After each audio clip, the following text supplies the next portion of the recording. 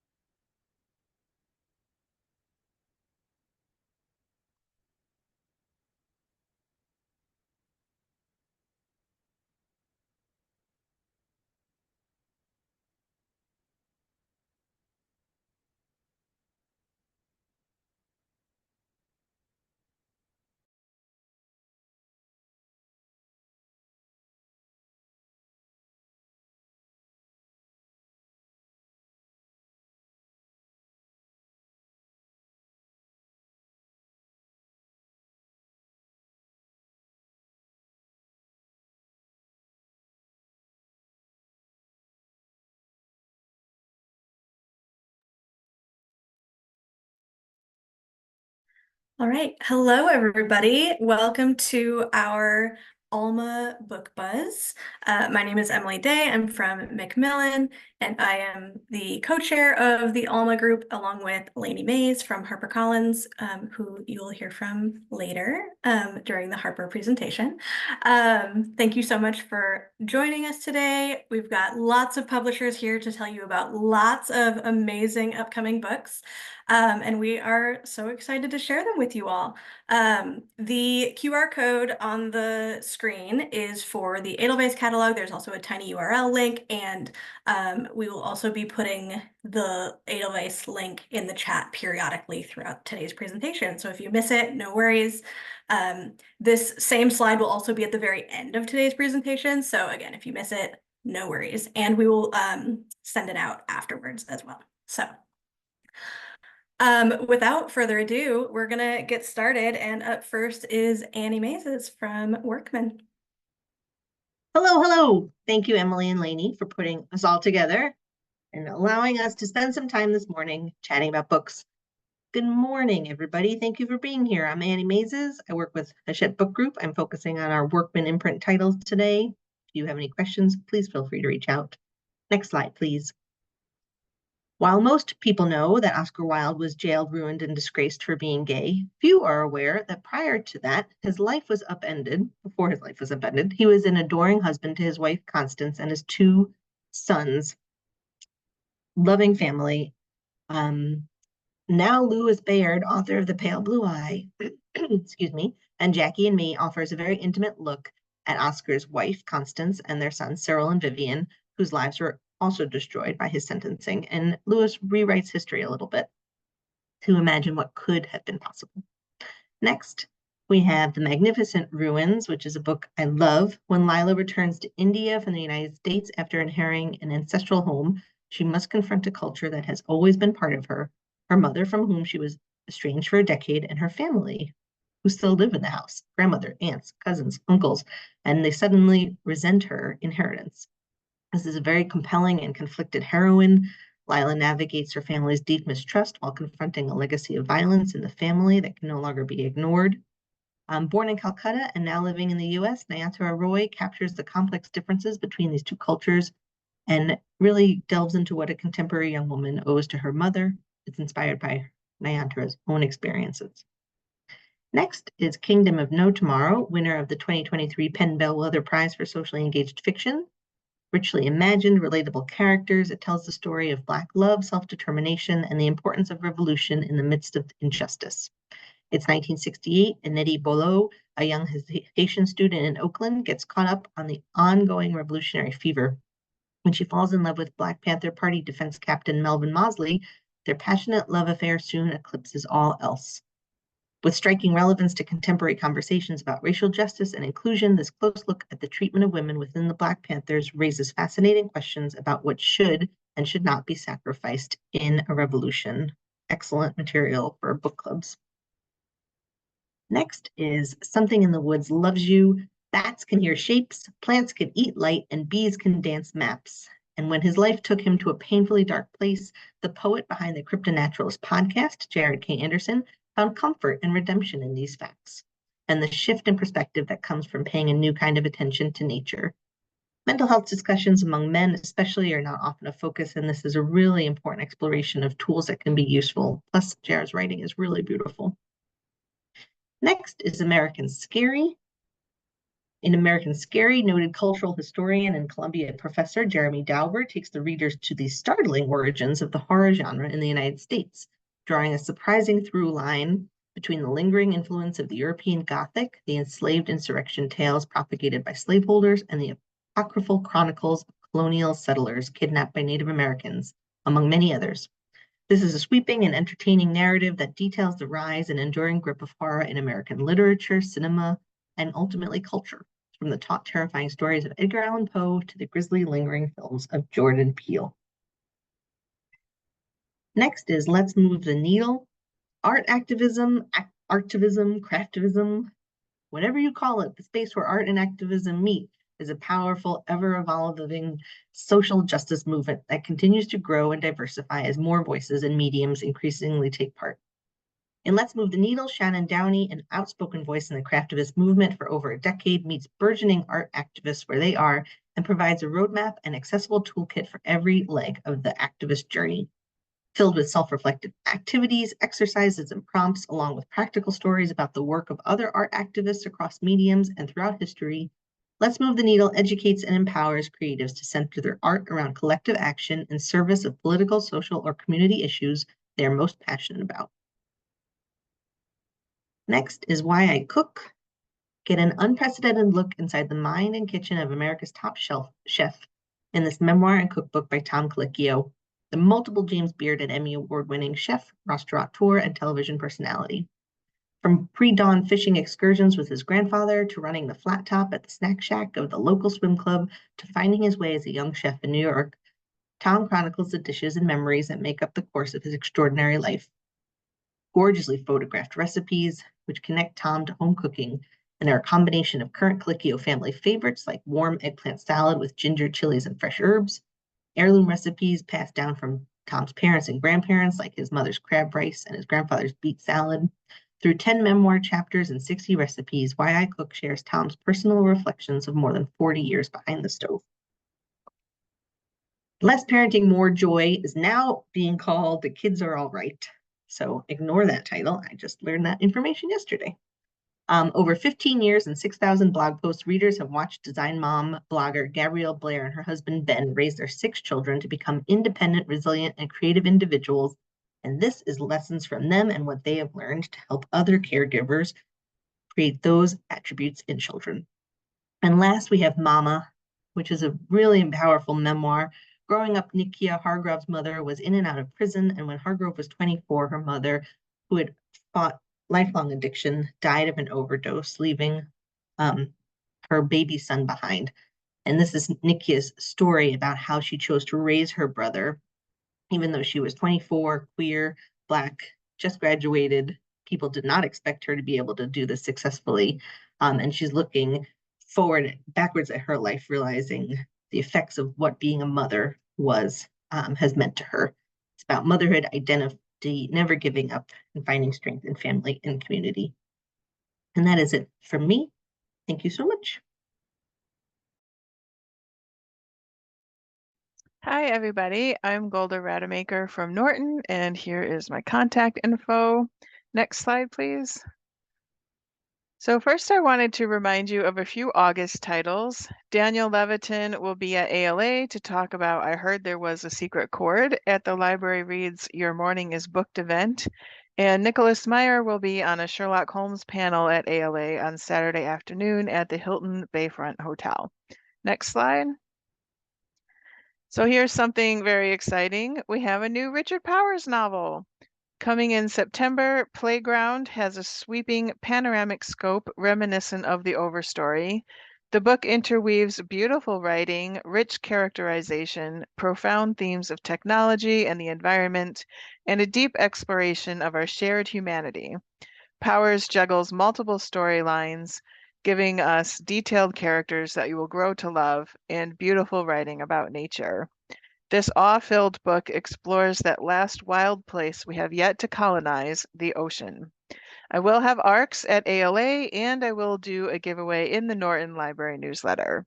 Next, please. So a lot of you probably remember Paulina Bren's last book, The Barbizon.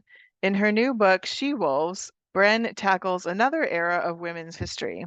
She tells the story of the first generations of women who fought their way into the bad boy culture and lavish opulence of the finance world. If the wolves of Wall Street made a show of their ferocity, the she-wolves did so with tough as nails persistence. Starting at a time when no ladies signs hung across the doors of Wall Street's clubs and unapologetic sexism and racism were the norm at top firms, Bren chronicles the remarkable women who demanded a seat at the table. She-Wolves is an engaging and enraging look at the collision of women, finance, and New York from the go-go years to ground zero. Next slide. The second 50 is by Deborah Whitman, who is a Chief Policy Officer for the AARP. Drawing on stories from across the country, groundbreaking new research, and her hands-on knowledge of policy making, Deborah Whitman offers surprising insights and recommends sensible action on topics including longevity, brain health, financial planning, work, housing, and the value of relationships and social engagement. Whitman helps readers prepare for the opportunities and challenges ahead while presenting a practical guide for how community, state, and national leaders can help build a better society for all. Next slide, please. Quarter Life has been a big seller in India. Biblio, India's foremost literary magazine, wrote that Quarter Life is in the fashion of the big novels by Salman Rushdie or Amitav Ghosh. Set in 2014, after India's elections swung the country toward the Hindu nationalist side, this is a novel of ideas as well as a character-driven portrait of a country in flux. The book digs deep into topics of caste, intersectionality, and all its complexities, and the read is gripping and incredibly relevant to readers from any large democracy. Next, please. Muriel Lung will also be at ALA on the United for Libraries First Authors panel on Saturday. How to Fall in Love in a Time of Unnamable Disaster is a dystopian novel set in New York City. In one apartment building, an unlikely family of humans and ghosts survives. Mira calls out over the airwaves of her ham radio, trying to connect with her missing ex. Across the hall, Shin, a ghost cockroach, replays his lost life, and a headless man named Sad falls in love. Mira's mother is plagued by furious dreams, and her grandpa Y, now a rambunctious ghost, remembers everything but cannot speak. As the world around them worsens, each character must learn to redefine what it means to live, die, and love at the end of the world. This is a story of lives disrupted by climate change, the new worlds being built from the ashes, and finding connection when all seems lost. Next, please. We have two new titles in our Norton Short series coming out this fall.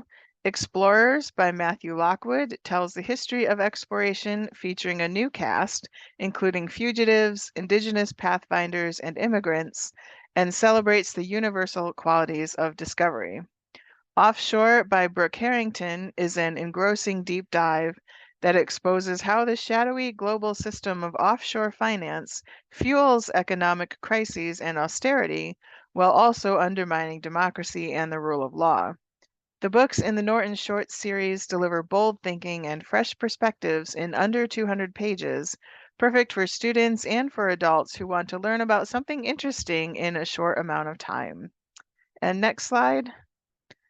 So these are just a few more of our fall titles, including an updated edition of My Bread and an illustrated edition of Norse Mythology by Neil Gaiman, which is really going to be beautiful. And on the next slide, we have my contact information again. I have a monthly newsletter with publicity updates and print ARC giveaways, and we post digital ARCs on Edelweiss and NetGalley, and you can find links to all of that through the library marketing link on this slide. So thank you so much to all of you for listening, and thanks to Emily and Lainey for setting it up. Bye for now. Hi, I'm Deb Seeger from Grove Atlantic. You can find all of our, all of our galleries on Edelweiss and NetGalley, and you can sign up for our library newsletter on our website. And please come visit us at ALA. We'll be in the Ingram Pavilion area. Next slide, please. Five-time Edgar Award finalist Val McDermid needs no introduction. Britain's reigning queen of crime turns her gaze to historical fiction, giving us a retelling of the story of Shakespeare's most famous villain, the ambitious and murderous Queen Macbeth. McDermid turns Shakespeare's myth of the Maccabees as indefensible murderous conspirators and lays bare the insidious patriarchal prejudice of history in the Scottish narrative. This is perfect for fans of Madeline Miller and any retelling of women deemed villains in mythology. Next slide, please. Coming in October, Betsy Lerner, author of numerous memoirs, including The Bridge Ladies, now casts her memorous eyes in her debut novel, Shred Sisters. This is a story of the complicated relationship between a young sister, Amy, and her older sister, Ollie, who struggles with mental illness. Spanning 2 decades, this novel follows Amy as she comes to age and seeks to find new place in school, her first job in publishing, and through a series of relationships. Every step brings collision with Ollie, who slips in and out of the Shred family's life without warning. But for all that upends and unsettles these sisters, they cannot escape or deny the sister knot that binds them. Shred Sisters explores the reality of mental illness on both the individual and the family, but it's also tender and funny, like Emma Straub's The Vacationers and The Most Fun We've Ever Had by Claire Lombardo. Shred Sisters presents readers with a dysfunctional yet endearing family in the midst of whirlwind of change. Next slide, please.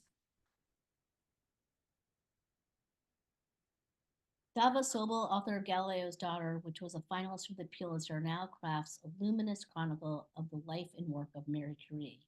Curie is probably the most famous woman in the history of science. She won 2 Nobel Prizes, first in physics with her husband Pierre, and then on her own in chemistry for her work in radioactivity. She remains the only woman to win 2 Nobels and one of only 2 people to win twice in different categories. Sobel's book is first and foremost a portrait of Marie Curie and brings Curie's alive both in the laboratory and in her vibrant life outside of science. As she did in her best-selling Galileo's Daughter, Sobel comes at Curie's life from a unique angle, weaving into its tapestries the stories of the remarkable young women who joined her trailblazing laboratory and the first in the world to be run by a woman. And she also explains how these women went on to their brilliant careers of their own. Among its wide readership, the elements of Marie Curie will appeal strongly to readers of books about the untold stories of women in STEM, such as Hidden Figures and Radium Girls. Dava Sobel will be at ALA speaking at the Saturday afternoon Library Reads nonfiction panel. Next slide. And we have 2 debut mysteries coming.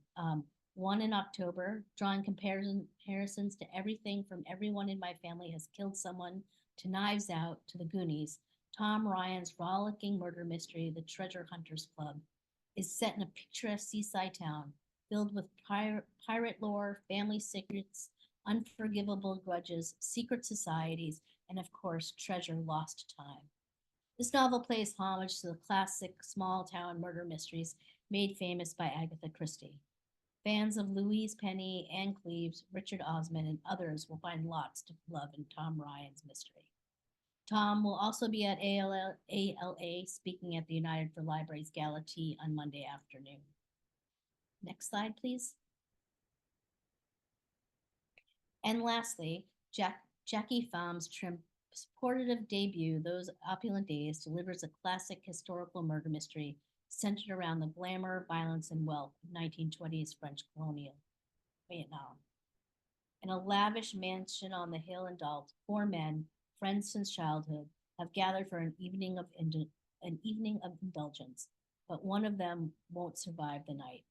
Toggling between this fatal night and the 6 days leading up to it, told from the perspectives of the four men, their mothers, their servants, and their lovers, this novel has a little of a Downtown Abbey, upstairs downtown, upstairs downstairs type of feel.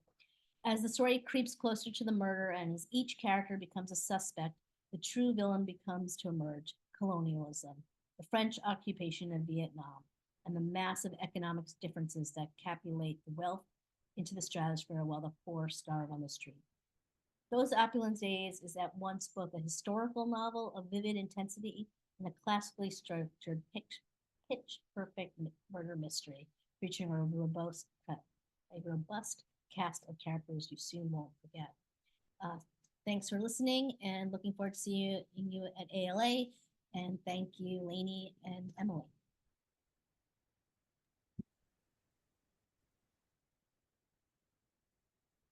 Hello, everyone. I am Chris Vicari from Union Square and Company. I also thank Lainey and Emily for gathering us all here today. I'm going to start my presentation on the next slide with a quick look back. 6 titles out now in romance, mystery, history, crime, and fantasy. Nice reviews for all. The Night in Question has 2-starred reviews. The Puerto Rican War has 3. Next slide, please. I'll start with What to Cook by Caroline Chambers. In August, I ask you, my friends, who has time to cook elaborate dinners every night? I know I don't. Next slide, please. So enter Caroline Chambers, a recipe developer mom with her Instagram following and 160,000 Substack subscribers to take the guesswork out of mealtime. 100 recipes organized by the time it takes to cook each one, 15, 30, 45 minutes, using few dishes, fewer ingredients, and less time without sacrificing flavor. Next slide, please. All of which save you money and give you the sense to improvise with multiple meal plans, recipes for busy people who want good food. Next slide. Our South. Black Food Through My Lens by Ashley Shanti. And her lens is that of a Black queer chef who looks to honor her often overlooked culture through her recipes. She brings readers through the 5 micro regions of the American South, specific to her upbringing and life. It has been said Ashley is a culinary storyteller devoted to telling an authentic tale of place on a plate. What's incredible about her cuisine is its many dimensions. Next slide, please. In Our South, she invites everyone to sit at her table. She was featured in the New York Times 16 Black Chefs Changing Food in America, season 19 of Top Chef, and she lives and works at her restaurant Good Hot Fish in beautiful Asheville, North Carolina. Next slide, please. Also in fall, we're excited for Bodega Bakes by Paula Velez, a Bronx-born pastry chef for whom the local bodega fed both her actual appetite and her appetite for discovery, which has led to this book's 100+ recipes for tortas, cookies, brownies, lemon bars, jelly tarts, and more. All that combine her expertise, Dominican heritage, and nostalgia for her upbringing, where millions of people shop at their local corner store, also known as their bodega. Next slide, please. It's good for bakers of all levels. The unique flavors are bright and bursting, just like she is. She was named one of Food and Wine's best new chefs and was a guest on Selena Gomez's cooking show, Selena Plus Chef, as she guided Ms. Gomez through icebox cakes and beef empanadas. She also co-founded Bakers Against Racism, which has been dubbed the world's largest bake sale, raising over $2.5 million for social justice causes worldwide. We're happy to publish this in September. Next slide, please. And now for something completely different. In nonfiction, There Was Night, There Was Morning, a memoir by an award-winning writer named Sarah Sherbill about her growing up in a harsh rabbinical family in which the powerful head of the family, who, despite paying the bills and bringing many Jews back to Judaism, also had secrets and stories of opioid and physical abuse that in the end left a broken man with a family that no longer wanted anything to do with him. Her story asks, how do we live with suffering? And in the face of unspeakable harm, what can be reclaimed? It has hints of The Glass Castle, or I'm Glad My Mom Died, or really any books that talk about overcoming difficult childhoods or religious constrictions. Next slide, please. Ghosts of a holy war. The 1929 massacre of the Jewish community of Hebron is a seminal event in the history of the ongoing Arab-Israeli conflict, and our author here, award-winning journalist Yardana Schwartz, believes that the echoes of 29 are not only heard today, but key to understanding what she says is at its core a holy war. Her extensive research and interviews with both Arab and Israeli settlers aim to tell how the issues today, after the attack of October 7th, cannot be fully understood without context of this 1929 event, which began long before occupation settlements or the state of Israel ever existed. It's explored through the letters of an American 22-year-old scholar killed in the massacre, as well as interviews with both Arab and Israeli settlers, where both sides have a voice and the good and flaws of both Israelis and Palestinians are confronted. We expect to get media attention here. Next slide, please. We're going to pivot to adult fiction. And on the next slide, it's The Sleeping Beauties. Lucy Ash's debut novel, The Dance of the Dolls, received raves. PW gave it a star, saying she is a writer to watch. So we're watching with her second novel. Post-World War II, a woman is traveling by train to London with her dance-obsessed daughter when a girl on the train, a ballerina, insinuates herself into their lives, oddly fixating on the daughter. And only when we find out more about her ballerina's past do we understand why in this dance that could turn deadly. Next slide, please. Pay the Piper. If you like horror, you know the name, the legend, George A. Romero, Night of the Living Dead. Bestselling author Dan Krauss, while sifting through Romero's archival collection, turned up a half-finished novel called Pay the Piper. Dan worked with Romero's estate to bring this unfinished masterwork to light, with his hope of broadening the popular view of Romero, making sure he's known for more than zombies. It's about a young girl named Renee, she a resident of a bayou town, who for her entire life has heard stories of a murderous swamp entity called the Piper. Now children in town are being killed, and the only way to resist is for the townsfolk to acknowledge the sins of their ancestors. If they don't, it's time to pay the piper. Romero often wrote stories that spoke to vital social issues, and he lets no one off the hook. Next is The Timekeepers, set at the time of and after the Vietnam War. A woman named Grace sees a little boy wearing a t-shirt sleeping against the side of a building. He's connected to a local shelter. She informs the police about the boy is perhaps missing. His loving aunt comes to claim him, and that's where the story of two women from different worlds interweave. It's inspired by the true story, and the author shed lights on those whose lives were forever impacted by the devastation of war. Next is Safecracker. As a fan of crime capers, I miss the Safecracker. You know, it takes a well-developed touch and a cute sense of sight and sound to be a safecracker. This is about Duke Duquesne, a man born and raised a thief. Making an honest living feel strange, especially when his dad is locked up and he's got other problems. His relationship with his sister needs repair. There's a bookie that wants to break his thumbs, and shady federal agents want him to break into an unbreakable safe, a job he agrees to do until he discovers that some things are best left unopened. Get your tumblers ready for Safecracker. And lastly, it's Pride and Prejudice in Space. Author Alexis Ampley gives this timeless classic a new twist, setting it among the stars in a universe where spaceships, gowns, and interplanetary travel are the daily norm. My friends, on the next slide, those are the books. And that's the way it is on Tuesday, June 4th. Thanks for being here. Here's our next presenter. Thank you, Chris, and hello, everyone. I'm Dina Sherman, the School and Library Marketing Director for Disney Publishing, and I'm excited to share some upcoming titles from across all of our imprints. So next slide, let's kick things off with some great summer reads coming out next month. First, we have Breaking the Dark by #1 New York Times bestselling author Lisa Jewell.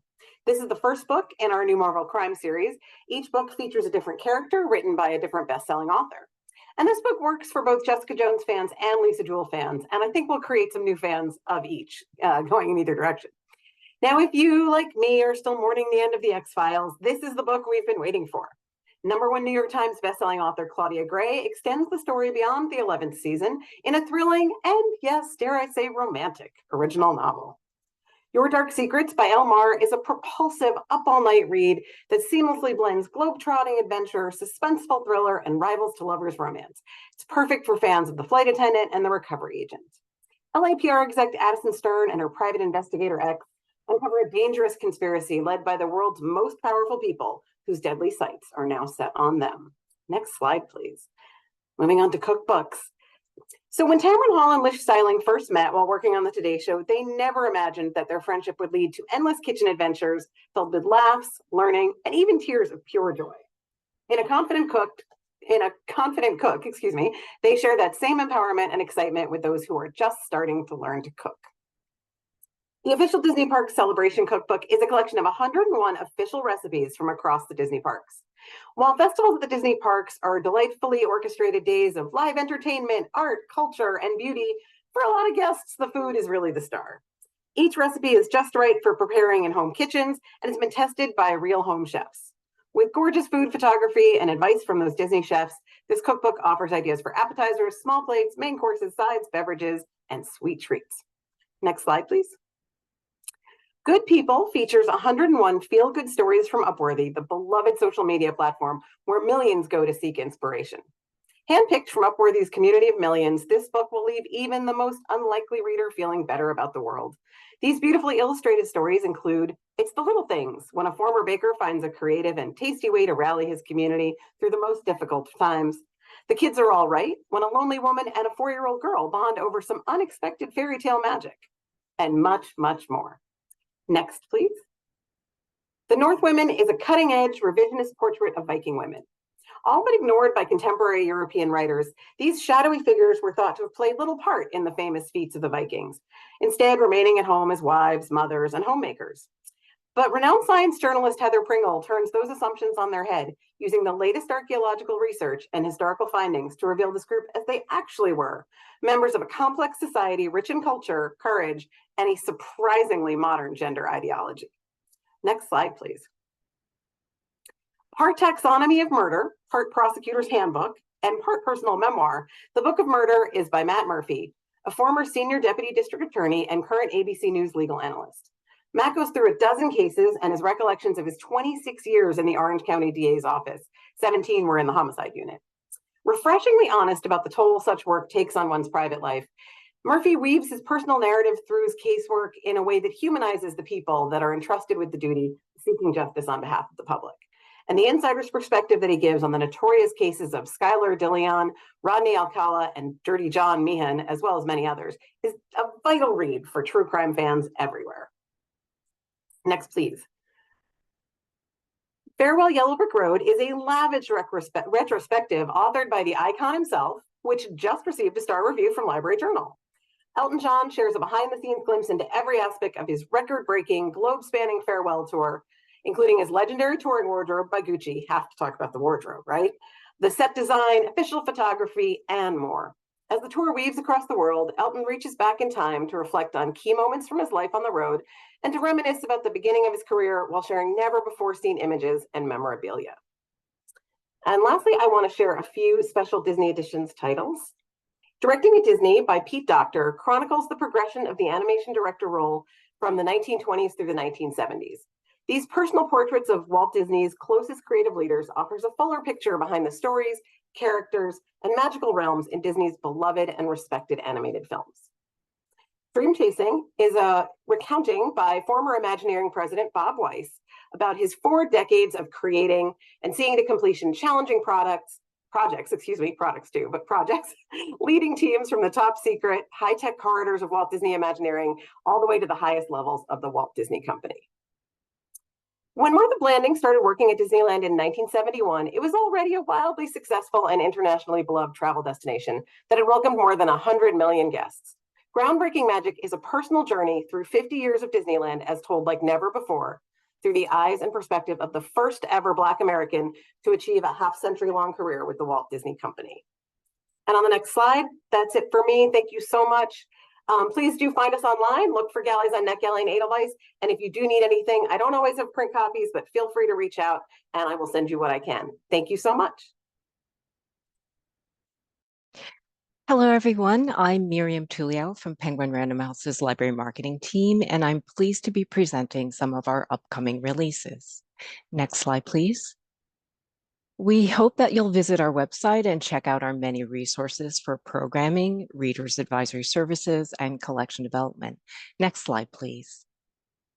And we're doubly excited today to share with you the National Geographic book, Upworthy Good People, which Dina had just mentioned. As she noted, it is beautifully illustrated with stories that include it's the little things when a former baker finds a creative and tasty way to rally his community through the most difficult times.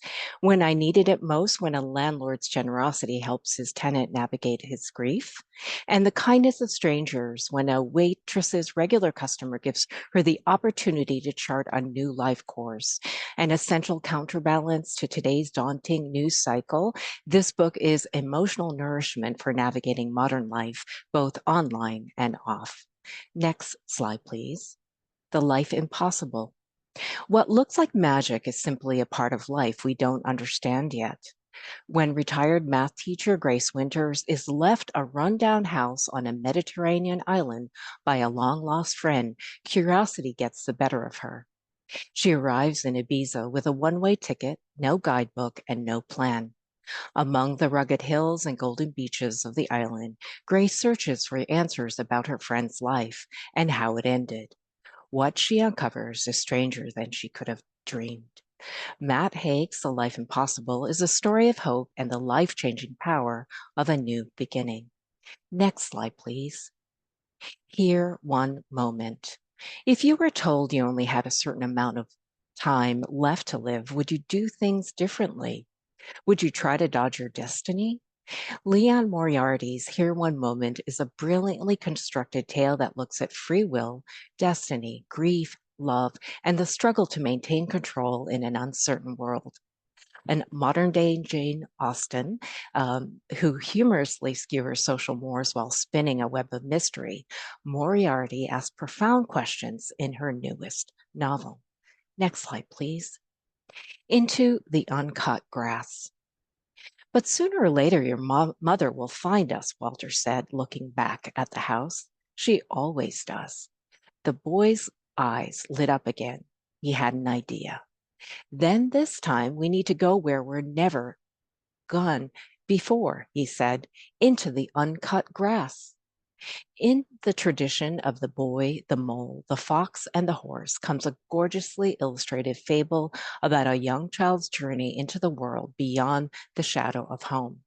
A magical landscape where he discovers the secret of solidarity, connection, and finding peace with the people we love. Into the Uncut Grass is a tale for readers of all ages to be read aloud or read alone. And if you're planning to attend this year's ALA conference, you'll want to hear Trevor Noah discussing his new book in the opening general session. Next slide, please. And last, we have Every Valley. From New York Times bestselling historian and National Book Critics Circle Award finalist Charles King comes the moving untold story of 18th century men and women behind the making of Handel's Messiah. George Friedrich Handel's Messiah is arguably the greatest piece of participatory art ever created. Adored by millions, it is performed each year by renowned choirs and orchestras, as well as by audiences singing along the words on their cell phones. But this work of triumphant joy was born in a worried age. Britain in the early Enlightenment was a place of astonishing creativity, but also the seat of an empire mired in war, enslavement, and conflicts over everything from the legitimacy of government to the meaning of truth. Against this turbulent background, prize-winning Charles King has crafted a cinematic drama of the troubled lives that shaped a masterpiece of hope in every valley. Last slide, please. So here's our contact information if you're interested in requesting digital galleries or finding out more about our books and resources. Thank you, Emily and Lainey, for bringing us together today. And thank you, everyone, for your support of Penguin Random House's authors and books. Have a wonderful day. Hi, everybody. It's Ivy Weir over at Quirk Books. I'm really excited to tell you about some of our summer and fall titles. So I have a lot, so I'm going to try to go quick. Next slide, please. So kick off Pride Month the right way with some gore, zombies, and maybe an evil hard seltzer company. The Z Word is a funny, gruesome, and unputdownable queer horror debut. It's gotten tons of great praise from Polygon, LitHub, Book Riot, and Autostraddle, and just got a Booklist starred review. So definitely, if you're looking for Pride Month displays that are maybe for the horror readers in your library, I would check this out. Next slide. Okay, this published today. She's here, and she is this summer's it girl.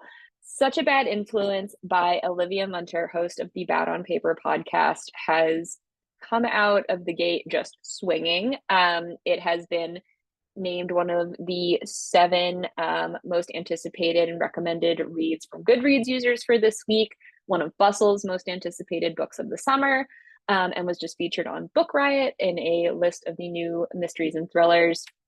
When a child influencer who has grown up online under the gaze of her momager parent goes missing, her offline older sister has to dive into the strange, twisty world of influencer culture to bring her back.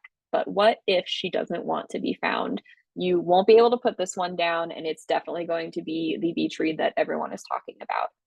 Next slide. The Unmothers is a lyrical, raw folk horror from an award-winning poet that takes a murder mystery that, like Mare of Easttown, and wraps it up in just a really unsettling folk horror setting. A recently widowed journalist is sent to a small town where a horse is said to have given birth to a healthy baby person. But what she finds there is so much more troubling and explores a dark secret that the women of the town have been keeping for generations. If you have readers who love Mona Awad, definitely give them this one. Next slide. Movies of Fall, something a little different. For the sports fans or the film fans, this irreverent celebration of the greatest matchups in sports history includes analysis as well as really fun maps, diagrams, and designed memorabilia. It covers movies like Rocky, Field of Dreams, Caddyshack, The Karate Kid, Bend It Like Beckham, and more. Next slide. Horror for Weenies. This just got its first starred review, so that's very exciting. Are you somebody who maybe can't watch a horror movie but still wants to be part of the conversation? So maybe you're like checking Wikipedia on your phone while people are talking about it, then this book is for you. It's by Emily Hughes, the former editor of Unbound Worlds and TorNightFire.com. She writes the horror newsletter Jump Scares, and you may have heard her on some of your favorite horror or literary podcasts. This is a smart, fun, funny look at all kinds of horror movies from across the canon, from Psycho to Hereditary, and gives you cultural context, factoids, and enough of a plot summary to keep you in the loop without making you too scared. Next slide. Cult following. You may already be familiar with J.W. Ocker from Cursed Objects or the United States of Cryptids. This is his newest. It is a fascinating compendium of some of the most extreme and thought-provoking cults from across history. What I really appreciate about this book is that he explores this from the perspective of the cult members rather than the leaders, and really examines why these cults had appeal to average, everyday people. Next slide. For visionaries, what we can learn from the lost, unfinished, and just plain bad work of great writers.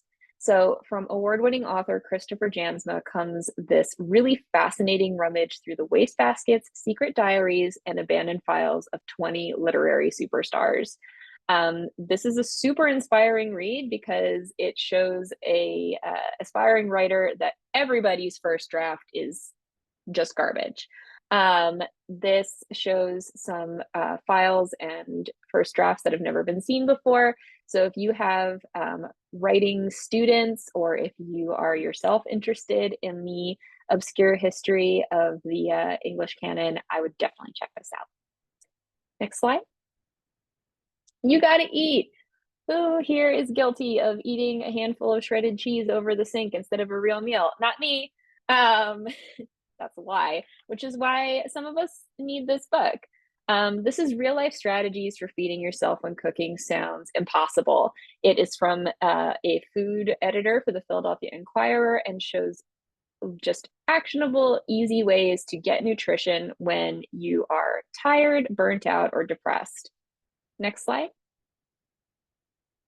Taylor Swift by the book. This is one of our most anticipated, I feel, for the fall. If you read The Darcy Myth, this is the same author teaming up with Tiffany Tetrault for a look at all of the literary references in Taylor Swift's songs from Shakespeare to Fitzgerald and beyond. And this includes everything through the Tortured Poets department. Next slide.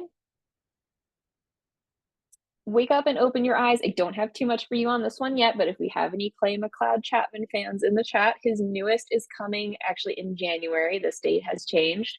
If you have readers who are interested in The Last of Us, this mass possession novel is sure to excite them. And Clay has been called one of the rising stars of horror from a number of publications. So definitely check this one out. And I think this is my last slide. Yes, Death in the Downline. It's multi-level murder.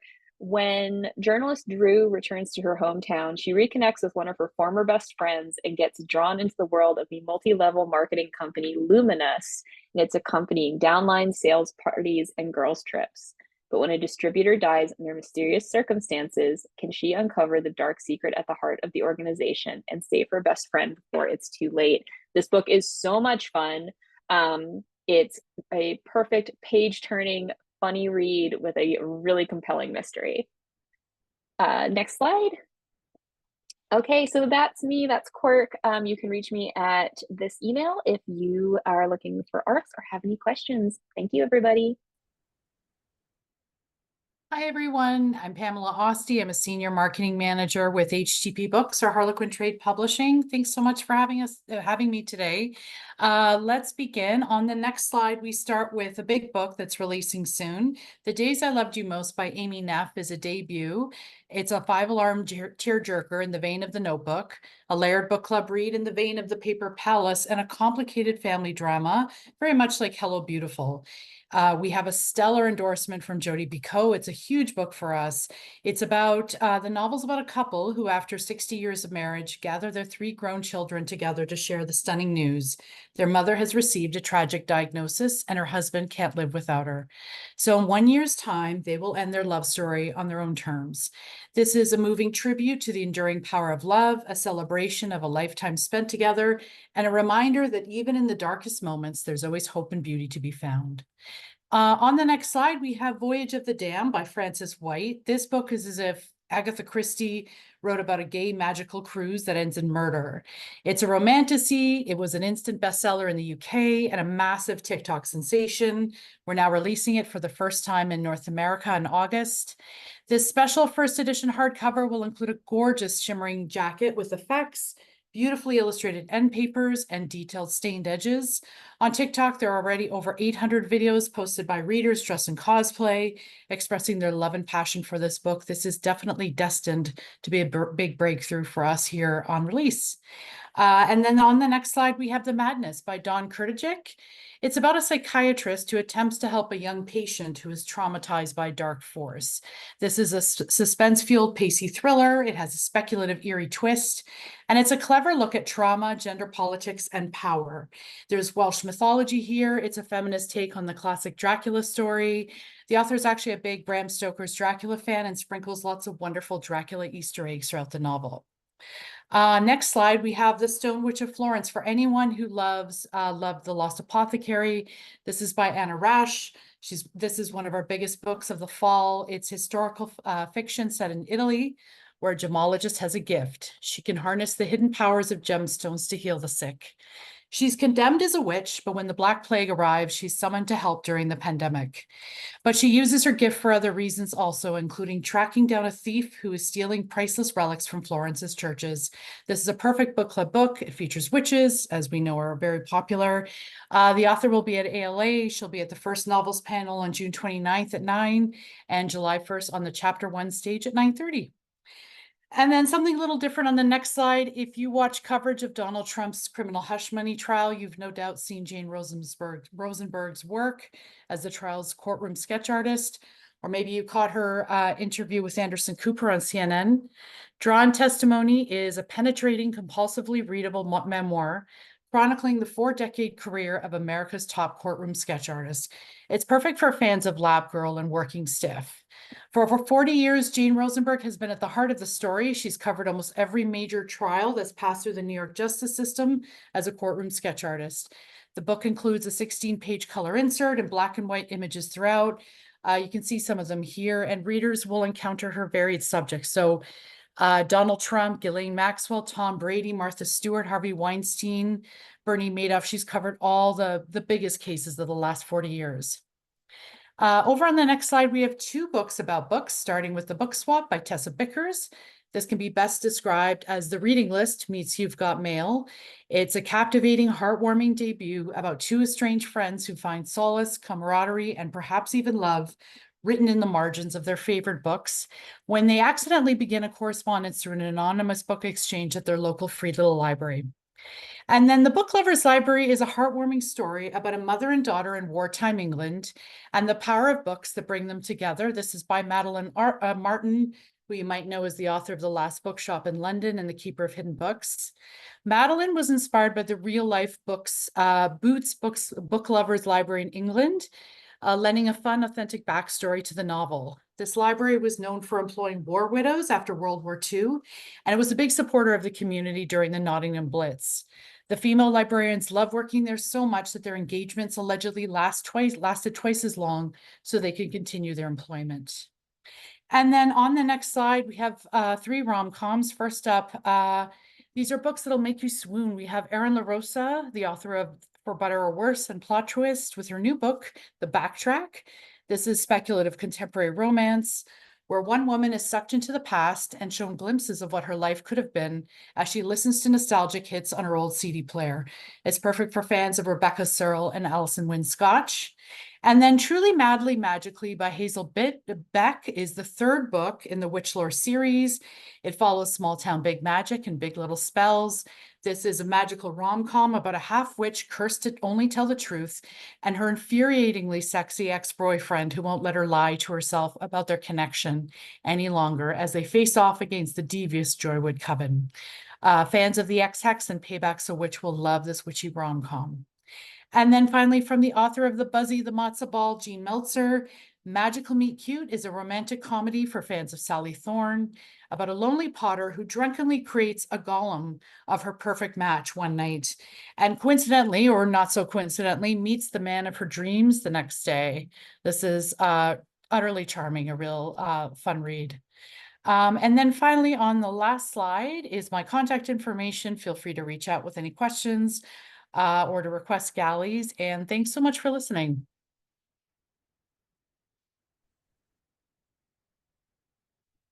Hi, everybody. Thanks so much for being here today. I'm Katie Vaughn, the marketing manager at Bloomsbury, and I'll see if we can drop our Google form link in the chat so you can easily request review copies of the following books. But for now, we will jump right into the first slide. So now available as of today, we have Bright and Tender Dark, which is a Wiretap debut novel about a murder on a college campus and its aftermath 20 years later. It's perfect for fans of I Have Some Questions For You, taking readers from the era of Reddit threads and online obsession to the evangelism-infused culture of the late 90s. Booklist calls it smart, assured, and absorbing in a starred review, and Shelf Awareness calls it a perfect choice for true crime readers. And then coming out just next week, we have Greekish by Georgina Hayden. Her new cookbook is full of refreshing and simple everyday recipes with Greek roots that bring big Mediterranean flavor, including delicious dishes like crispy cauliflower with herby dressing, chicken thighs with figs and olives, and baklava French toast. It's the perfect cookbook for the summertime, and Jamie Oliver says, "This food from my Greekish sister is exactly the kind I want to eat." Then in July, we'll have The Anthropologists by Icicle Savage, which follows a young couple as they search for an apartment. Unfolding over a series of viewings, late-night conversations, last rounds of drinks, and lazy breakfasts, it's a soulful examination of home building, modern love, and national identity that's been praised by the likes of Brian Washington and Garth Greenwell, with starred reviews from both PW and Kirkus. And then later in July, we have Body Friend by Catherine Brabon, which is a beautifully written novel about chronic illness and the circular nature of recovery. In the wake of a major operation, a 28-year-old woman with chronic illness has 12 weeks to heal, and in the process, she meets 2 friends. There's Frida, who pushes the narrator and herself toward an intensely active life, and there's Sylvia, who instead encourages gentle rest. These women shadow, overlap, mirror, and complicate each other, and what begins as two simple friendships is challenged by what each woman asks of the narrator, of themselves, and of their bodies. Then on the next slide, we have the sequel to a smash hit therapy memoir, I Want to Die, But I Still Want to Eat Tteokbokki. In this second book, also translated by National Book Award finalist Anton Her, the author shares further sessions with her psychiatrist as her inner conflicts become more complex and challenging. Full of reflection, this second installment offers itself to the social media generation as a book to hold close, and as a friend who knows that grappling with everyday despair is part of a lifelong journey. Then on the next slide, we have Feeding the Machine, which serves as a call to arms that details what we need to do to fight for a more just digital future. Based on hundreds of interviews and thousands of hours of fieldwork over more than a decade, it gives voice to the people whom AI exploits, from accomplished writers and artists to the armies of data annotators, content moderators, and warehouse workers, revealing how their dangerous, low-paid labor is connected to longer histories of gendered, racialized, and colonial exploitation. Then on the next slide, we have The Incredible That Librarian by Amanda Jones. You might know Amanda's story either through your own communities or from Oprah's speech at the National Book Awards, or maybe you saw her speak at PLA or plan to see her at ALA. But Amanda is a Louisiana librarian who stood up for diverse books at a local public hearing in 2022 and was subsequently the target of vicious attacks from book banning extremists. But Amanda continued to fight back and encourage others to join her in the resistance. This book tracks her story as well as the book banning crisis across the nation. And bestselling author Jodi Picoult says, as an author whose novels have been banned, I have been waiting for a book like this. The DRC is available now on NetGalley and Edelweiss, and if you feel moved to nominate this one for Library Reads, we would so appreciate it, and that deadline is July 1st. And then on the following slide, we have You Must Stand Up by another Amanda Becker, depicting the splintered reality of post-Dobbs America. The book provides a real-time portrait of the creative resistance that unfolded in America's first year without the protections of Roe v. Wade, following the leaders rising to meet the resulting challenges. Doctors and staffers turning to new financial and medical models to remain open and provide abortions, volunteers campaigning against anti-abortion ballot initiatives, and medical students fighting to learn to provide what can be life-saving care. Then on the next slide is The Great When by the legendary Alan Moore. The first in his new Long London series, the book follows Dennis Knuckleyard, a hapless 18-year-old who works and lives in a secondhand bookstore. One day, his boss and landlady sends him to retrieve some rare books, one of which Dennis discovers should not exist. He's told the book comes from the other London, the Great When, a version of the city that is beyond time. If he does not return the book to this other London, he'll be killed. Delving deep into the city's occult underbelly and tarrying with an eccentric cast of sorcerers, gangsters, and murderers, Dennis finds himself at the center of an explosive series of events that might endanger both Londons. And finally, on the next slide, we have all of these fantastic titles on deck as well. Mediterra is full of simple, modern recipes with flavors that transport you across the Mediterranean with minimal effort in the kitchen. Einstein in Kafkaland is a graphic narrative revealing the pivotal year in Prague when Einstein became Einstein and Franz Kafka became Kafka. Blind Spots is an eye-opening look at the medical groupthink that has led to public harm and what you need to know about your health. And Wild Chocolate is the story of the farmers, activists, and chocolate makers fighting all odds to revive ancient cacao and produce the world's finest bar. And on the very last slide, that is it for us. Thank you so much for listening, and please do feel free to reach out to me via email to ask any questions and check out our Google form for any physical reviews copies that you might want to see. Thanks so much.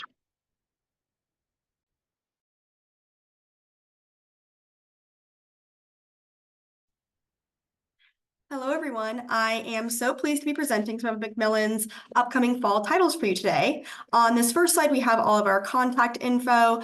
And then on the next slide, we have instructions on how to get e-galleys from us on Edelweiss. Super simple. So please feel free to reach out if you have questions. And then on the next slide, don't forget that every Monday we host a 30-minute virtual book talking series called Happy Half Hour, where you can learn even more about our forthcoming titles. So without further ado, let's get on to our titles for today. First up, we have Evil and Me by Brahm. This is full of suspense, terror, and rock and roll, and it is a novel of possession and damnation where one woman must get the world singing in order to save her soul. While helping her eccentric neighbor organize his religious artifacts, an ancient ring clamps down on aspiring yet stalled musician Ruby Tucker's finger. Suddenly, she's possessed with the spirit of a bloodthirsty demon who won't be exorcised unless hundreds of people chant a spell. On top of this, the ring is a beacon for evil, drawing an unimaginably wicked mob straight to Ruby, hungry for her flesh. If Ruby can get her band back together, she may have a shot at salvation. It's time for her to face the music and put her whole soul into a song, one powerful enough to raise some hell. This is perfect for fans of Schrader's Chord and What Moves the Dead. Up next, we have The Slowest Burn by Sarah Chamberlain. Fans of Evie Drake Starts Over and the movie No Reservations should be sure to pick this one up. This is an opposites attract romance that has a deeper current of emotional depth. It encompasses big themes like new love, body positivity, grief, and healing.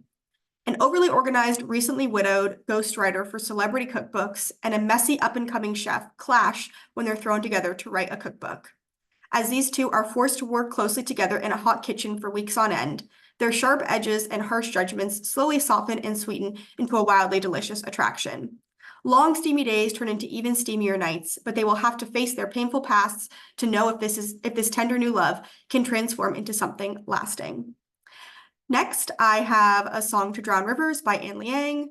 This is an epic historical fantasy about womanhood, war, and sacrifice that blends political intrigue with a love story.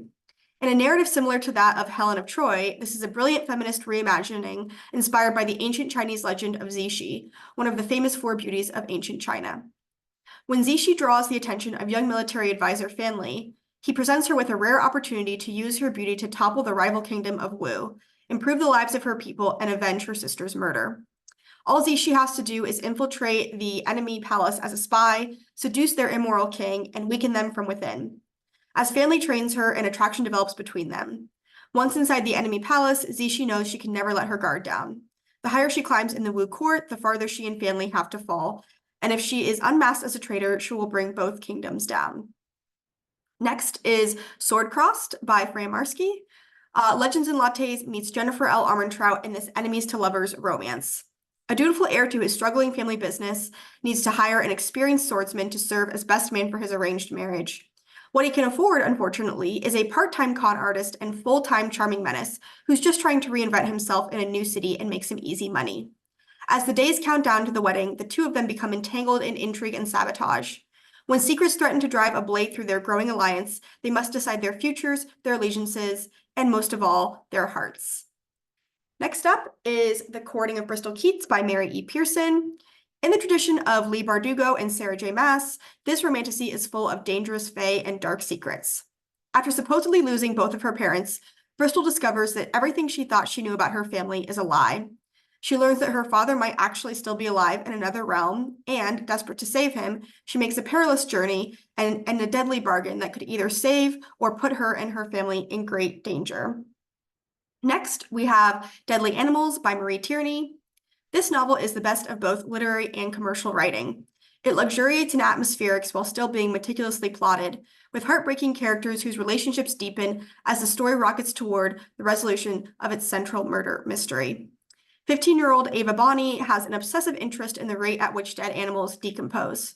The motorway she lives by regularly offers up roadkill, and in the dead of night, she likes nothing more than to pull her latest discovery into her roadside den and record her findings. One night, she stumbles across the body of one of her classmates and calls the police. But when a detective is given the case, Ava won't step back. How hard can it be to track a killer?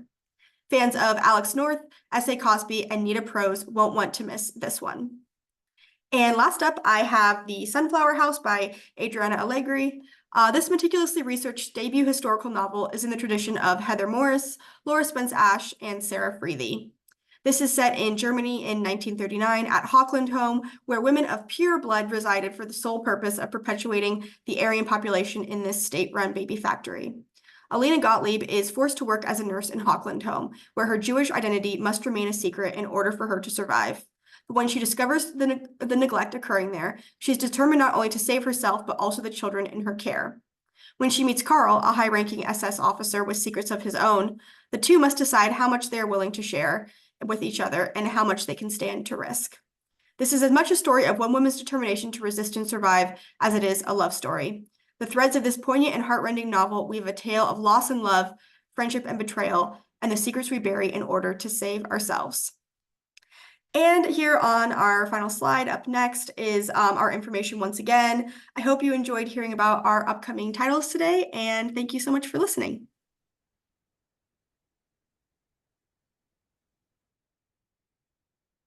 Good afternoon. My name is Brad Fish. Thank you for your interest in some of the newest titles from IPG, Independent Publishers Group. IPG distributes for hundreds of small to mid-sized U.S. and international publishers. Our complete catalog list now includes more than 100,000 titles. IPG is also one of the largest U.S. distributors of authentic Spanish language books from more than 30 Spanish publishers from all around the world. Next. Folk tales of the night, stories for campfires, bedtimes, and nocturnal adventures. Star stories and creature tales, good old-fashioned ghost stories, together with traditional narratives about how the night became. Stories that kindle the fires of our imagination and deepen our acquaintance with the dark in this compendium of stories to tell out loud. This is a delicious midnight feast of tales from the dark side to fascinate, terrify, and enchant about the nighttime realm. Next. 3 Burials, an electrifying wild ride of a debut novel from award-winning playwright Andrew Lustgarten. Meet Cherry, a bandit queen on the run, driving a pink soft-top convertible through southeast England. She's never felt more Thelma and Louise in her life, except there are 3 of them in the car, and one of them is dead. How did a head nurse and mother of 2 end up driving a handcuffed policeman and the corpse of a murdered refugee on a journey to find justice? Pursued by a racist, roid-raged, shaven-headed officer of the law, not to mention by her husband and daughter, what else can a woman with a conscience do in modern Britain? 3 Burials, thrilling, radical, darkly comedic storm of a book. Next. The Building That Wasn't. When Everly Tertium encounters a strange man in the park, claiming to be her grandfather, she's invited to visit a mysterious apartment building. There she finds herself in a constant state of déjà vu. Impossibly certain she's already been introduced to these people and already visited all of these rooms and floors. So why does she have no idea what's happening to her? Something is off. Time seems to pass differently, and the people living there seem trapped. Slowly, Everly begins to wonder if she is trapped too. But would she want to leave even if she could? Next. Proxy Mom, My Experience with Postpartum Depression, is a graphic novel that explores postpartum depression. It's a story of reconstruction and resilience.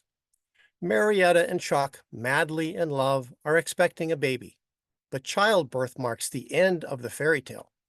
Zoe's birth didn't go as Marietta imagined, and the maternal instinct is slow to manifest itself. Marietta feels herself losing her footing in the face of this vulnerable baby. Will she manage to feel like a mother, to love her baby, to stop thinking that a proxy mom would do better than her? A humorful but realistic viewpoint on a problem experienced by a significant number of new mothers. Next. Finding Your Third Place, Building Happier Communities and Making Great Friends. We are all too familiar with spending much of our lives in places 1 and 2, our homes with family and at work. But Kite argues that finding your third place is the key to building lifelong friendships and community connections. Third places are where strangers become acquaintances and acquaintances can become lifelong friends. This is an antidote to a world that is ever more lonely and polarized. We all know your school and public libraries are already the safe third place for many of us. Next, The Black Widow, a memoir. Jeanette Lee is one of the most decorated and notable players in billiards history. Nicknamed the Black Widow, she became the top-ranked female pool player in the world during the 1990s and has won over 30 national and international titles.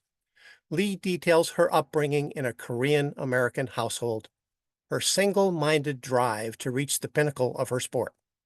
Lee also reflects on her lifelong struggle with scoliosis, which required over 20 operations during her playing career, her public battle with stage 4 ovarian cancer, and the communities that gave her strength. Next, The Secret Library, a book lover's journey through the curiosities of literature, a fascinating tour of literature through the medium of its most emblematic invention, the book. How do you know about the Victorian novelist who outsold Dickens? Or do you know about the woman who became the first published poet in America? The Secret Library explores these intriguing morsels of lesser-known history, along with the familiar literary heavyweights we know and love. Next, our IPG catalogs and digital review copies are available on Edelweiss and NetGalley. Find seasonal and themed catalogs featuring top titles, hidden gems, and sleeper hits. Next, for additional information, check out our website at ipgbook.com and find us in all your social media platforms. Thank you for listening. Have a wonderful summer.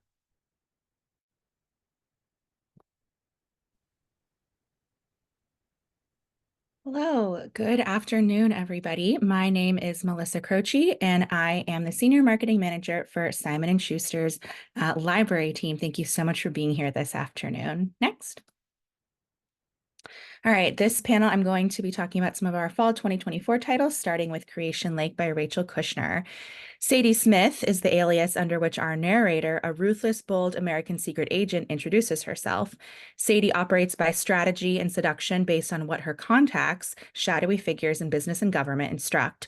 Her latest mission, keeping an eye on a commune of subversives who reside in rural France. But then Sadie's contacts want her to escalate the situation. First, they want her to incite provocation, then they want more. In this region of centuries-old farms and ancient caves, Sadie becomes entranced by a mysterious figure named Bruno, who is a mentor to the young activist who communicates only by email. Bruno believes that the path to emancipation from what ails modern life is not revolt, but a return to the ancient past. Just as Sadie is certain she is the seductress and puppet master of those she surveils, Bruno is seducing her with his ingenious counter-histories, artful laments, and his own tragic story. Who will emerge the winner? Next. Sky Full of Elephants by Sibo Campbell. One day, a cataclysmic event occurs. All of the white people in America walk into the nearest body of water, drowning themselves. A year later, Charlie Brunton is a Black man living in an entirely new world. Having served time in prison for a wrongful conviction, he's now a professor of electric and solar power systems at Howard University when he receives a phone call from someone he wasn't even sure still existed, his mixed-race daughter, Sydney, a 19-year-old left behind by her white mother and stepfamily. Traumatized by the event and terrified of the outside world, Sydney has spent a year in isolation in Wisconsin, but she's desperate for help, and she turns to the father she's never met, the man she's always resented. Sydney and Charlie meet for the first time as they embark on a journey across a, quote, truly post-racial America, and they go south towards the Kingdom of Alabama in search of answers. But neither of them are prepared for this new world and how they see themselves in it. Everything Charlie and Sydney thought they knew about themselves and the world will be turned upside down. Next. The Lightning Bottles by Marissa Stapley. Jane Pyre was once half of the famous rock and roll group, The Lightning Bottles. Years later, she's perhaps the most hated and least understood woman in music. She was never as popular with her bandmate as her bandmate and soulmate Elijah Hart was, even if Jane was the one who wrote all of the songs that catapulted them to success. But ever since Elijah disappeared 5 years earlier and the band's rise to fame came crashing down, the public hatred of Jane has taken on new levels, and all she wants to do is retreat. What she doesn't anticipate is the bombshell that awaits her at her new home in the German countryside. The sullen teenage girl next door, a Lightning Bottle superfan, of course, who claims to have proof that not only is Elijah still alive, he's been leaving secret messages for Jane, and they need to find them right away. Next. The Night We Lost Him by Laura Dave. Liam Noon was many things to many people. To the public, he was an exacting, self-made hotel magnate fleeing his past. To his 3 ex-wives, he was a loving but distant family man who kept his finances flush and his families carefully separated. To Nora, he was a father who loved her from afar, notably a cliffside cottage perched on the California coast from which he fell to his death, of course. The authorities rule the death as accidental, but Nora's half-brother Sam has other ideas. Sam, who she barely knows. As Nora and Sam form an uneasy alliance to unravel this mystery, they start putting together the pieces of their father's past and find an unexpected answer about their own future. Doubling down on her trademark soulful suspense, The Night We Lost Him is an evocative and unforgettable page-turner about what it means to be the witness to someone's life. Next. Crescent Moon Tea Room by Stacy Savinsky. Ever since the untimely death of their parents, Anne Beatrix and Violet Quigley have made a business threading together stories that rest in the ginger, cloves, and cardamom that lie at the bottom of their customers' cups. That is, until the Council of Witches come calling with news that the city diviner has lost her powers, and the sisters suddenly find themselves being pulled in different directions. As Anne's magic begins to develop beyond that of her sisters, Beatrix's writing attracts the attention of a publisher, and Violet is enchanted by the song of the circus. It seems a family curse that threatens to separate the sisters is taking effect. With dwindling time to rewrite their future and help 3 other witches challenge their own destinies, the Quigleys set out to bargain with fate. But in focusing so closely on saving each other, will they lose sight of themselves? Next.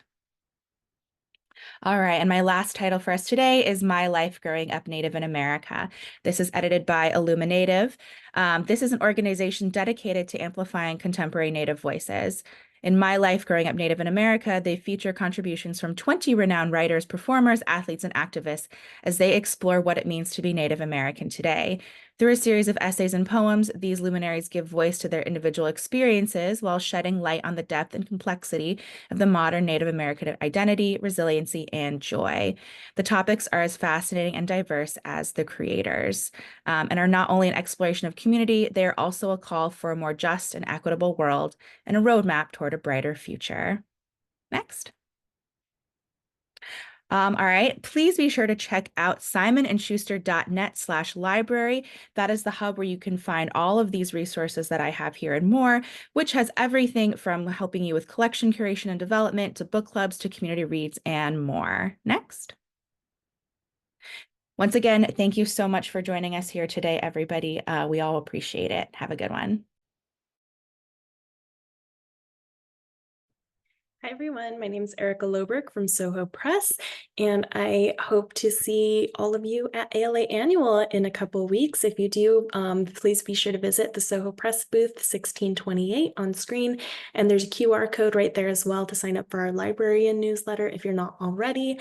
I highly recommend it so you can keep apprised of any galley drops, author signings, and other fun things we'll be doing at ALA Annual. Next slide, please. First up, I'm starting with a flagship title from our new horror imprint called Hell's 100. In August, we have Blood Like Mine by Stuart Neville. Stuart Neville is the author of the Los Angeles Times Book Prize-winning novel The Ghosts of Belfast and a longtime Soho crime author who's mastered the art of infusing mysteries with the supernatural and a whole lot of soul. His writing blends murder, suspense, and moral ambiguity to reveal the breaking points of people in dire circumstances, and that's never been more true than in his newest book, Blood Like Mine. At the same time, this is a significant departure for Neville, as this is his first time pushing his work from spooky mystery to outright horror. As a longtime fan of Stephen King and horror more broadly, Neville knows the genre really well, and in a way, he's been working towards this project his entire career.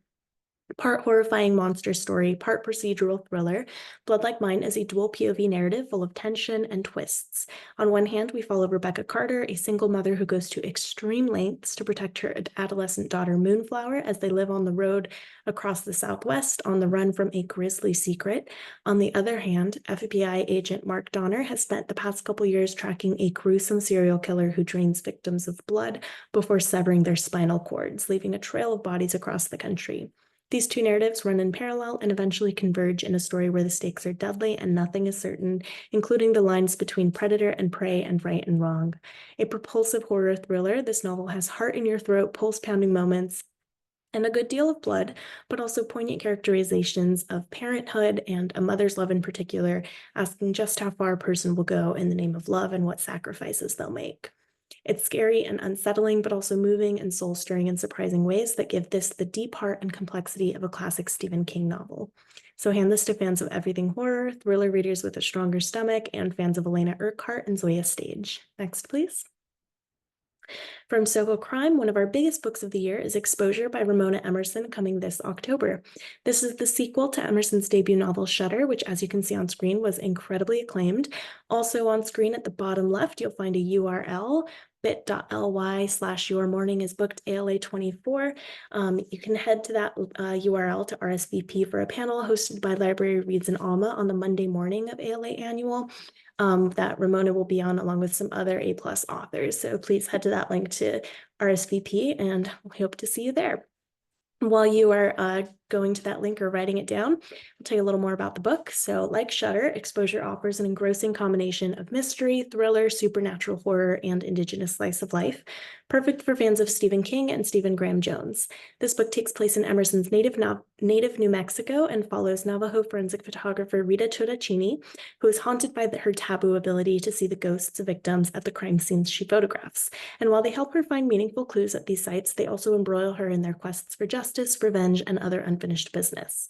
Just as riveting and heartfelt as Shutter, this excellent follow-up picks up Rita's story from the first book as her career's at a crisis point since her colleagues found out she sees ghosts, and many are unhappy with her for batting out a corrupt fellow cop. In Exposure, Rita once again gets caught up in a supernatural investigation, this time in Gallup, New Mexico, where a serial killer is targeting Native people and leaving their murdered bodies out in the frigid winter streets so they look like deaths by exposure. In a dark twist, this book is written as a dual POV narrative, told from both Rita's perspective and that of the killer, making the suspenseful game of cat and mouse that much more terrifying. Once again, Dene author Ramona Emerson delivers a haunting investigation and moving peek into contemporary Indigenous life. The writing is excellent, the characters multidimensional, and the story riveting. Next, please. In September, we have a slew of new installments in favorite series, so going from left to right. First is Agnes Sharp and the Trip of a Lifetime by Leonie Swan, translated from the German by Amy Bojang. This is the sequel to The Sunset Years of Agnes Sharp, and these books are like cozy mysteries with teeth. They're on the lighter end of crime fiction with hijinks, cheekiness, and an occasional animal POV, but at the same time, there's some darker philosophical musings and mischief. So they're almost cozy with just a dash of poison mixed in. In this book, we follow the elderly residents of Sunset Hall as their vacation in Cornwall, England turns into a locked room murder mystery. This is great for fans of Thursday Murder Club and Soho's own Elderly Lady books by Helen Thurston. Then we have The Whitewashed Tombs by Kwe Korte, who will also be joining us at ALA. This is the fourth Emma John PI investigation set in Accra, Ghana. The novel is inspired by real-life events as Ghana is currently on the cusp of enacting legislation that aims to criminalize LGBTQ+ identities and allyship. Korte, as a queer Ghanaian American who was raised in Ghana and returns there regularly for research trips, is deeply connected to this issue and writes from a place of disappointment, but also love and resilience. This is an important novel that sheds light on a humanitarian issue facing Ghana today, but it's also another well-plotted and immersive mystery perfect for armchair travelers.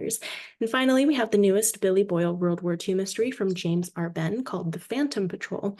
This is a series that just keeps getting better and better, even at book 19 here. It takes place in 1944 after the liberation of France and finds Billy investigating a gang of Nazi-affiliated art thieves and heading dead into the line of fire at the historic Battle of the Bulge. And last slide, please. Here is our booth number again, 1628 at ALA Annual. And if you have any questions, feel free to reach out. Thanks, everyone. Hello, I'm Melissa Nicholas from Hachette Book Group. Happy to be here. Although I'm in a strange little closet. We'll talk about that another time. First, I'm going to tell you about nonfiction and then move to fiction and literature. And I'm grateful for your attendance and to Emily and Lainey for organizing. Okay, so next slide, please. Prisca Dorcas Mojica Rodriguez is a leading writer and activist and the founder of Latina Rebels, a platform with over 350,000 followers. Tias and Primas, her second book, is a celebration of the women at the heart of Latin families. Mojica Rodriguez grew up surrounded by strong, kind, funny, sensitive, resilient, judgmental, messy, beautiful women. And whether they're blood relatives or chosen family, these Tias and Primas fundamentally shaped her view of the world. and so did the labels that were used to talk about them. So these archetypes and more are explored in Tias and Primas. Next slide, please. Connie Chung is a pioneer. In 1969, at the age of 23, this once shy daughter of Chinese parents took her first job at a local TV station in her hometown of DC, and soon thereafter began working at CBS as a news correspondent. Chung describes her career as an Asian woman in a white male-centered world, and from showdowns with powerful men in and out of the newsroom to the stories behind some of her career-defining reporting and the unwavering support of her husband, Maury Povich. That's true. Nothing is off limits, good, bad, or ugly. Connie visited the office in January. She was inspirational, dishy, and hilarious. And we're bringing Connie to ALA annual. She's the keynote at the United for Libraries President's Program on Saturday, June 29th. So hoping to see a lot of you there. Next slide. This book has a name that was revealed after this presentation was due. It's Revenge of the Tipping Point, which Annie thinks is very, it makes her giggle. But anyway, staying on point. Malcolm also came by the office. Yeah, because just everybody drops by the office all the time to talk about the writing path to this new book. And he revisits the ideas of his now 25-year-old debut book, The Tipping Point, and in conjunction with the phenomenon of social epidemics, events, and the lessons of the last quarter century. His presentation was mesmerizing, and we expect the same for the book. Next slide. Lifeform. Jenny Slate's earlier book, Little Weirds, was a bestseller and earned rave reviews from the press, writers, and comedians alike, including George Sanders, Susan Orlean, Mindy Kaling, John Mulaney, and regular old me. I loved it. I loved it so much. Jenny has a writing style that is poetic and hilarious and completely unique. And Lifeform is the account of the next phase of Jenny's journey, told in 5 phases: single, true love, pregnancy, baby, and ongoing. Through luminous, laugh-out-loud, funny, unclassifiable essays that take the form of letters to a doctor, dreams of a stork, fantasy therapy sessions, and more. Galleys are expected soon. I'm very excited. Next slide. Penny Dolce. Star baker Brian Ford is leading a sourdough revolution. I'm excited that there's a revolution anyway. So as well as creating a delicious new cookbook that I have a new word alert, Celebakes, that's celebrating and baking in one. Brian explores the traditions of Latin American baking, including the cultures and the stories behind each recipe. He also brought some snacks to the office recently, and that was a 5-star day. Okay, on to fiction. Next slide. I'll Have What He's Having. Adib's debut, Darius the Great Is Not Okay, was a breakout hit and an instant young adult classic. Adib continues to publish beloved children's books, and now, to our delight, is writing for adults. I'll Have What He's Having celebrates queer Iranian men searching for love. Getting to the heart of Adib's writing, he demonstrates the importance of found family and friendships in the queer community by giving equal weight to his hero's relationships with his 2 best friends. Readers will relate to how Adib thoughtfully addresses universal themes of identity and love, like the works of You Made a Fool of Death with Your Beauty, Honey and Spice, and Stars in Your Eyes. And we're going to have a book club guide for this publication. Next slide.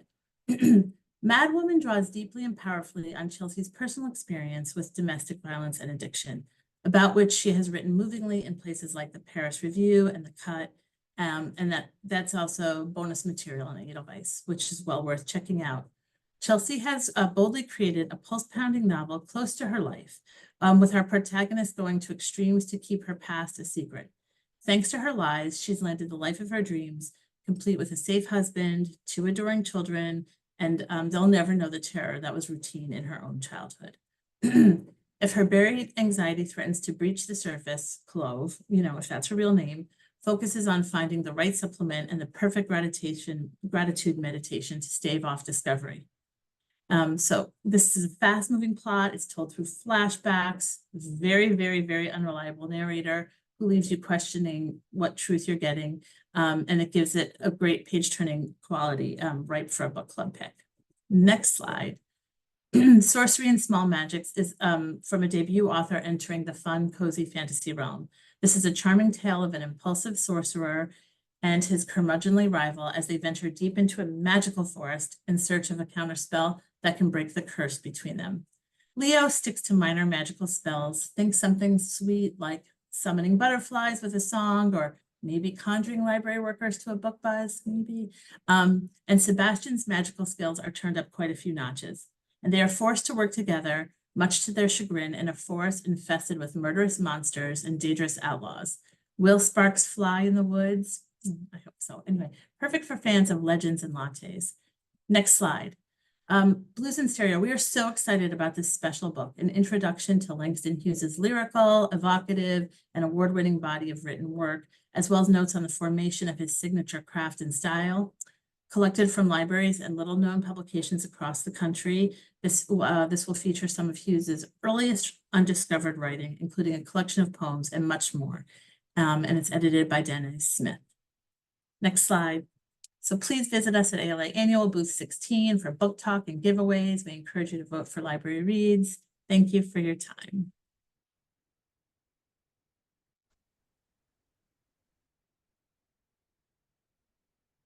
Hi, everyone. My name is Amelia Mejia. Thank you for joining us today to hear about new books from Blackstone Publishing. First up, we have Bits and Pieces by Whoopi Goldberg. From multi-award winner Whoopi Goldberg comes Bits and Pieces, My Mother, My Brother, and Me, a new and unique memoir of her family and their influence on her early life. Fans of personal memoirs such as Finding Me by Viola Davis and In Pieces by Sally Field will be touched by Bits and Pieces, a moving tribute from a daughter to her mother and a beautiful portrait of three people who loved each other deeply. This has lots of publicity appearances, including ABC's Nightline, GMA, The Tonight Show, Anderson Cooper 360 on CNN, and much more. It has been on the New York Times bestseller list for 3 weeks in a row now and has lots of good endorsements, including quotes from Gayle King and Anderson Cooper. Next, we have A Comedy of Nobodies by Baron Ryan. Written in a wry comedic style, A Comedy of Nobodies traces one fall semester in the lives of 4 typical but unforgettable university students who, as compensation for their existential anxieties, just want to feel understood. The author is a huge TikTok star with 2.8 million followers and over 76.4 million likes. And this is an Audible pick of most buzzworthy listens for spring. Next, we have Familiaris by David Wroblewski, the long-awaited follow-up to the beloved #1 New York Times best-selling modern classic, The Story of Edgar Sawtelle. Familiaris is the stirring origin story of the Sawtelle family and the remarkable dogs that carry the Sawtelle name. This is the Cricket's review pick of 2024's hottest summer reads, and Academy Award-winning actor and best-selling author Tom Hanks says, as expansive and enlightening a saga as has ever been written. Next, we have Happy Harbor by Rachel Hanna. From USA Today bestselling author Rachel Hanna, Happy Harbor is a heartfelt hometown romance perfect for fans of Debbie McIntyre and Susan Mallory. Josie Campbell has spent her adult life distancing herself from her childhood in the small town of Happy Harbor. Now she finally has it all, but when her beloved Nana dies, Josie is forced to return to the place she never wanted to visit again. New York Times bestselling author of The Girl from Guernica, Karen Roberge, says, Happy Harbor grabbed me from the very first page and kept me reading straight through until I finished the book, which was way past my bedtime. I loved it. Next, we have Shadow Heart by Meg Gardner. From #1 New York Times bestselling author Meg Gardner comes a new high-octane thriller in the acclaimed Unsubbed series, in which FBI Special Agent Caitlin Hendricks faces a case from nightmares. This is a SheReads.com and Real Books by pick for upcoming thrillers, and has a major campaign for bestselling author Meg Gardner, including a book tour and lots of great endorsements, including quotes from Stephen King, Dawn Winslow, Karen Slaughter, and Lee Child, among others. Next, we have Shark Night by R.L. Stine. Alone in a giant water tank, Liam is helping his mom film a documentary for the Danger Channel. But then, as the shark is lowered into the tank, Liam realizes something isn't right. They sent down the wrong shark. This title has a major campaign for bestselling author R.L. Stine. It's perfect for middle grade as well as family reading outreach and programming, and has a special Shark Week promotion. Next, we have Three Kings by Todd Beloff. For fans of The Boys in the Boat and marking the 100th anniversary of the Paris Olympics, the never before told story of 3 athletes who defied the odds to usher in a golden age of sports. Three Kings traces the careers and rivalries of these men and the epochal times they lived in. Swim Swam magazine, one of the largest swimming outlets in the world, will feature an excerpt of the book in their incredibly popular Olympic preview issue ahead of the 2024 Paris Olympics. Next, we have Life in the Key of G by Kenny G and Philip Lerman. Life in the Key of G leads readers on a tour of one of the great musical careers of the 20th century, from the time he pulled a fast one on Johnny Carson's Tonight Show to famed duets with legends like Whitney Houston, Frank Sinatra, and more. We have lots of great early broadcast interest on this one, and Kenny G's announcement was picked up by People Magazine, Publishers Weekly, and Kirkus Reviews. Then just a little reminder to please submit Library Reads votes for any of our titles that you enjoy. And please visit us at ALA at booth number 531. And finally, this is all of our contact information, so please reach out for galleys or if you have any questions. Thank you. All right, hello. I'm so excited to chat with you about some of Sourcebook's amazing upcoming titles. Next. My name is Emily Ludloff, and I'm the Library Marketing Specialist at Sourcebooks. You can follow us on Twitter, Facebook, Pinterest, and our new Instagram for up-to-date information, galleys, and free resources you may have. But now on to the books. Next slide. All right, I'm going to start today with some fiction titles from our Sourcebooks landmark imprint. Next slide.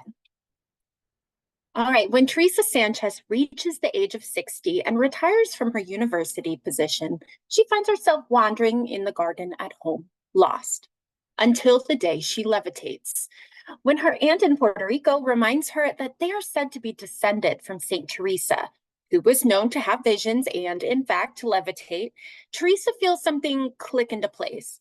She spontaneously decides to take a trip to Spain and dig deeper into Saint Teresa's 16th century life there. These two women of shared blood, separated by 5 centuries, journeying to understand that in finding themselves, they must accept that there are things in life that cannot be explained. Next slide, please. Most Famous Girl in the World is perfect for fans of Inventing Anna and follows Rose, who exposed socialite Poppy Hastings as a scam artist, which led to her highly publicized trial and jailing.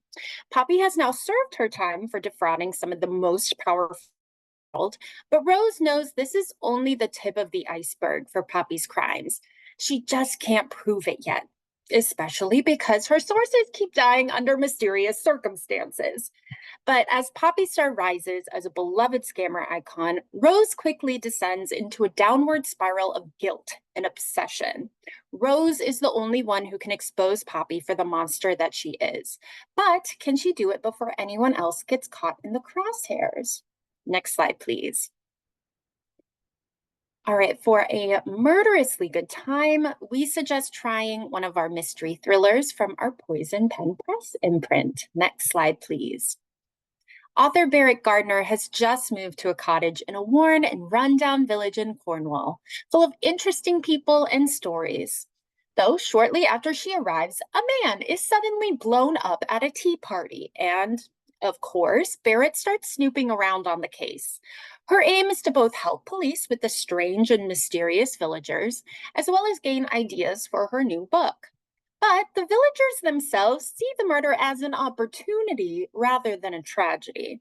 And they come up with the brilliant idea of using the murder to attract tourists to Great Diddling by organizing an annual murder and book festival. You know, as you do. Next slide, please. All right, by day, Cordelia Black is a successful pharma rep with her pristine reputation and designer wardrobe. And by night, she's culling South Louisiana of unscrupulous men, monsters who always seem to evade justice. But when the evening news starts throwing around the word serial killer, suddenly pressure heightens for Cordelia, and she must come face to face with the choices she's made, the good, the bad, and the murderous. Both her family and her freedom depend on it. Next slide, please. And get ready to fall in love with our romance imprint Sourcebooks Casablanca. Next slide, please. What she's having is a sexy Southern second chance romance with a force of nature plus size heroine who carries the world on her shoulders and the hero who comes back to help her. But first, he'll have to win her back.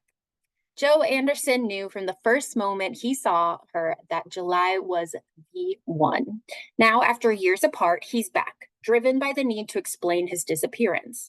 Joe embodies everything July has been missing, and together they spark as brightly as ever.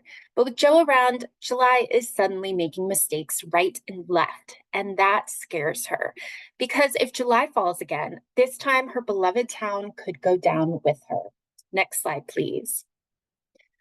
All right, and then onto our Bloom Books imprint for some sizzle and some spice. Next slide, please. All right, from beloved TikTok author Elsie Silver comes her contemporary cowboy romance series, Gold Rush Ranch. Elsie is an author working in that unique space of contemporary Western romances, drawing in readers who never thought that they would be into cowboys. Like me. In the first book, Off to the Races, Vaughn inherits half of his family's Gold Rush Ranch in Vancouver after his grandfather unexpectedly passes away. Of course, then when he hires Spitfire Billy Black to train his horses, he gets more than he bargains for. Next slide, please. All right, from internationally best-selling author and TikTok phenomenon Raven Kennedy comes a stunning new fantasy series inspired by the myth of King Midas. So Arin is our main character, and she is literally golden and kept as a possession of King Midas in a golden cage to show off his endless wealth. Now, she once loved Midas, but that love isn't enough for her anymore. So after a series of betrayals, tricks, and conspiracy, Orin is out in the real world for the first time and chased by those who wish her back in her cage. There's an evil kingdom full of rot, breaking from past trauma, and figuring out who you are, which makes this series pure gold. All right, next slide, please. And then, of course, we have so many new books from Bloom coming out, and I can't squeal with you about all of them today, but you can get a little preview here of what's coming soon. Next slide, please. And that is all the books I have for you today, but please feel free to reach out to me if you have any questions, and don't forget to vote for Library Reads. Thank you so, so much. Hi, everyone. Thanks for sticking with us. We're in the home stretch. I'm Lainey from HarperCollins, and I'm excited to tell you about 5 books today. On the next slide, you'll see all of our information. I just want to call out librarylovefest.com is your one-stop shop for all of this. But also our Writers to Watch event is a monthly author event. So if you want to hear some of our lovely authors talk about 4 each once a month, then sign up for notifications from Crowdcast, and that's on librarylovefest.com. Okay, next we're going to get right into the book. So Adam and Evie's Matchmaking Tour by Nora Nguyen. This is armchair travel and in a romance. It's about a woman named Evie Lang. Her life's in shambles. She's on the heels of losing her beloved aunt, and she's unceremoniously fired from her poetry professorship and by her secret boyfriend. So she's got a lot going on. She's stuck in Ohio. She has no idea how to move forward until hope arrives in a letter. It's surprising, but her aunt Evie her aunt left Evie the deed to her San Francisco row house, a place that Evie has had happy memories in. But the catch is she has to go on a prearranged matchmaking tour of Vietnam if she wants to inherit this. And then we have Adam, a world away, who has a chip on his shoulder. He is a CMO for his sister's elite matchmaking business, and he wants to prove himself, and she challenges him to join the inaugural tour. He reluctantly agrees, and we go on this tour from the bustling streets of Ho Chi Minh City to soaring waterfalls, and they get thrown together. It's got tropes like grumpy sunshine and forced proximity. You're going to see it on Book Talk if you're a fan of Abby Jimenez. It's a perfect reader. And so this actually is the author who wrote Banyan Moon, the Jenna book pick. And so she's writing under a pseudonym, and she said, ever since I stumbled upon my first bonnet ripper at the tiny library down the street from my house as a teenager, I've leaned on romance novels during seasons of grief and heartbreak. So we're excited to have her back with another book with us, but under a pseudonym. Next is We Came to Welcome You by Vincent Torrado. It's a chilling domestic psychological thriller / horror featuring a cultish HOA, Homeowners Association. Now that sounds scary enough for some people, but there's more. We have Soul, who's had a rough year. She's kind of lost. She's on probation at her job. She's got like dwindling mental health from these dutiful visits she has to her homophobic father, and a glass of wine usually turns into a bottle. And then we have Alice, her wife, who's very optimistic, and things are looking up when they managed to buy a house in a beautiful gated community, but it's like the epitome of the American dream. But the neighbors are a little too friendly, and they have a really detailed contract for the HOA, and their never-ending microaggressions to get them to sign this is weird. And then a number of occurrences happen, like doors and stairs disappear and roots are growing in the house. And Soul is just finding that this is very odd. And she finds a journal on the property from the resident who went missing a few years ago. Maybe that's why they got a good deal. There's a lot of stuff in this for discussion. So it's creepy, but it's really deep. And it's got a lot to discuss, like racism, assimilation, and prejudice. Next is A Shadow Key by Susan Stokes Chapman. This is a really exciting historical mystery novel from the author of the Library Journal Best Book of 2023, Pandora. And if you haven't been to Susan's website, please go. It's susanstokeschapman.com. And she has so much historical details and research on there and personal photos of all of her books. So please go check it out. But this is a spooky Gothic book that is, always a fan fave. It's 1783. Henry has been dismissed from his post at a prestigious London hospital, and the only thing he can find is kind of this really small town in Wales and to a state where he can't speak the language, and the villagers treat him with suspicion. And Henry discovers that his predecessor died under mysterious circumstances, but he's determined to find the answers. So he's already there. He might as well lean in. And then we have Lynette. She's an unconventional mistress of the estate. She's very lonely. Her father died. Her mother is kind of haunted by demons and kept away from everyone. And her cousins are cold. And she has no choice to become a really fiercely self-reliant person. So together, Lynette knows that something in the village has not always been right. And Henry has his investigation. So together they come to figure out what's going on, and it brings their destinies together in ways they never thought possible. And while her Pandora readers love her modern take on Greek mythology, this one is a new direction, Gothic fiction, and it's sure to be there for lovers of Frankenstein and Jane Eyre and Wuthering Heights, and historical novels in general. She breathes a lot of life into it with a lot of lush writing.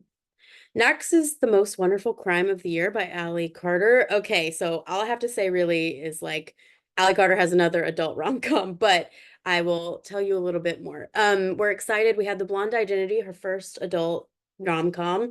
You might know her from her YA series, but she brings that trademark wit, and this is her second adult one. We're very excited. It's a rom-com mystery mashup about two mystery writers, one cozy and a big-time thriller writer, and they team up to solve a mystery after they receive an invitation to a Christmas party at an English estate from a reclusive fan. And it's great for cozy and romance readers, but then adding Christmas, what else could you want? So tropes like only one bed and rivals to lovers and being snowed in. There you go. And then last, quickly, I want to tell you, see, another Christmas in June. I'm going to trademark that because it's not July, but it's close enough. This is Kirsty Herlin Johnson. This is Christmas at Glitter Peak Lodge. This is such a delight. It is fun and sweet and unique. It is a Norwegian cozy Christmas romance mystery with advent calendar chapters. The editor actually last Christmas sent us a chapter day leading up to Christmas, and I could not wait for that email. It's so sweet and fun. You can read it like that or all in one sitting. That's fine. About a woman who goes back to Norway to a small mountain town that her grandmother owns a lodge. She's going to take over, but she has a lot of things in her past, and a new person arrives from her past, a childhood friend, but also new people staying at the lodge bring a family secret to light. Really fun, and there's a lot of good traditional food and other traditions in the chapters. And that's for me. So thank you. Bye. Everybody, I am Celia Madison. I am going to be bringing us home today, so thank you for sticking to the brutal end. Next slide, please. I am the Library Marketing Manager at Ingram Publisher Services. I just have a couple of wonderful indie titles to share with you today. First up, this is The Butcher Game. I don't think I have to go into too much detail. You probably recognize this name already. This is Elena Urquhart. She is the host of the award-winning hit true crime podcast Morbid. Her first novel, The Butcher and the Wren, was a huge bestseller, and this is the return of Dr. Wren Mueller. So Wren is trying to rest and reset after the harrowing events of the first book, but she begins to suspect that the butcher is back out there. This is just as wild and compelling as her first novel. Highly recommended to anyone who loves a grisly little crime thriller. Next slide, please. Catherine the Ghost brings together the two Catherines of Wuthering Heights. It's a gothic remix of Emily Bronte's classic novel. If it's been a minute since you've revisited the novel, I would recommend listening to the Kate Bush song.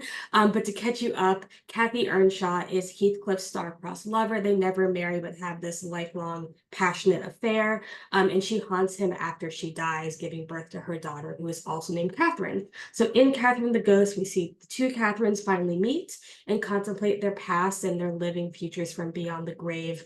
This is a boldly feminist, really fascinating ghost story. Next slide, please. And if you love a good French noir, this is the master of French noirs. This is Hervé Le Corrè's novel Dogs and Wolves. This is about Frank, who spent 5 years in prison to protect his brother Fabien. But when Frank is released, Fabien is nowhere to be found. It's just Fabien's girlfriend, her daughter, and their terrifying mastiff dog.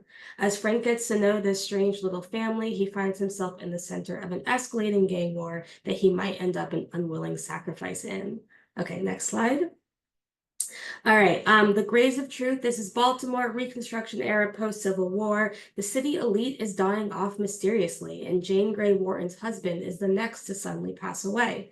When Jane and her daughter fall seriously ill, Jane begins to wonder if this isn't all just natural causes. Jane is haunted by a traumatic history of institutionalization, and she questions how much she can even trust herself as the bodies start to pile up. This is based on a true story of a group of elites in Reconstruction era Baltimore. And it's a must-read true crime for any fans of this type of historical fiction crime novel. Next slide, please. Okay, I love this cover. This is Sundown in Santajuela. This is a fabulous debut novel that blends fantasy, Western, and Gothic mystery. Liz has returned to Santajuela recently. This is her hometown that is the site of a childhood accident that made her clairvoyant. And it's also the source of plenty of dark family history. With her sister, they venture back to a world where the supernatural isn't that far away from the real world. Olivas is a promising new novel for Latin horror, and this is a must-read for fans of Mexican Gothic, Isabel Cañas, or Carmen Maria Machado. And if you're going to be at ALA, please make sure to come say hi to Mara, who will be there all weekend. Next slide, please. Welcome to Dorley Hall. So Stefan is still missing his honorary older brother, Mark, who disappeared under strange circumstances. And he discovers that several young, unruly men have disappeared, just like Mark, from one particular college. When Stefan enrolls in order to find out what happened to Mark, he uncovers a mystery about gender and masculinity that will tear apart the school. This is an electrifying, clever trans thriller by debut author Allison Greaves. She's already cultivated a really strong online following amongst queer readers. This is going to be a series. This is the first, and book 2 and book 3 are forthcoming. But if you are like fans of Casey Plett, or if you have fans of the new movie I Saw the TV Glow, I highly recommend. Very clever kind of gender mystery. Next slide. Okay, so this is not the final cover, Vault of Souls, but this is just a glimpse of what you can expect to see. This is a fantasy epic that is set in a brutal kingdom that is about to be toppled by an ongoing slave rebellion, and we're sitting alongside that rebellion as the novel progresses. Tibin Off deals vengeance to everybody who's participated in the continued enslavement of her people, and as her army grows all the more powerful, the limit of souls that the army can steal starts to hit the max. When they run out of room for all these souls, it's legend that the dead will rise again. So this is a really like big, dense, sink your teeth in it fantasy novel for fans of kind of Brandon Sanderson, anyone who loves something with tons of lore and lots of like double dealing and vengeance and different characters. Next slide, please. This is What We Tried to Bury Here by Julian Zabea Bascoa. This is a sweeping story that's set amongst a chorus of unlikely voices in the Spanish Civil War. There's a female soldier who joins an all-male battalion. There's a reluctant Cuban conscript. There's a young girl who's been abandoned by her parents who've run off to fight the fascists.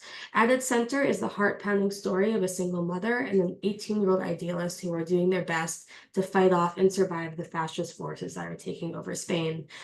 This is a really stunning first novel. I'd highly recommend it for anyone who loves well-researched, riveting historical fiction. And it's an unfortunately timely story about fascism and right-wing radicalization that I think is something to definitely have on your shelves come election season. Next slide. Okay, this all right. We got more contemporary things. The diapause, 10-year-old Gabriel and his parents head to the family cabin. Their plan is to wait out the pandemic over the summer. Does this sound familiar to anybody in the audience? At first, Gabriel loves his idyllic summer spent at the cabin. He's out in the woods. And then the family starts to realize that their brief getaway might not be so brief. Part literary fiction, part speculative apocalyptic thriller. This is a gripping read for fans of Station 11 and anyone who made it through the last 4 years with most of their sanity intact. Next slide, please. That is it. Thank you so much for staying until the end. Yes, Emily, I agree. This Dorley Paul cover is fantastic. If you'd like to subscribe to our monthly newsletter that goes out once at the end of the month, you can QR code there and get some more wonderful indie titles. Otherwise, let me know if you need galleys or just want to chat. My email is below. Thank you so much for sticking around. All right, that brings us to the end of our book buzz for today. Thank you so much to all watching. Thank you to Lainey, my co-chair, for helping, and for Grace for running the behind the scenes. Thank you to all of our amazing presenters today. My TBR is a million miles high. And again, thank you all for watching. We will be sending out a follow-up email that will include the recording. And again, this is the URL for the Edelweiss catalog. Thank you so much, and I hope you have a wonderful rest of your day and week. Bye, everybody.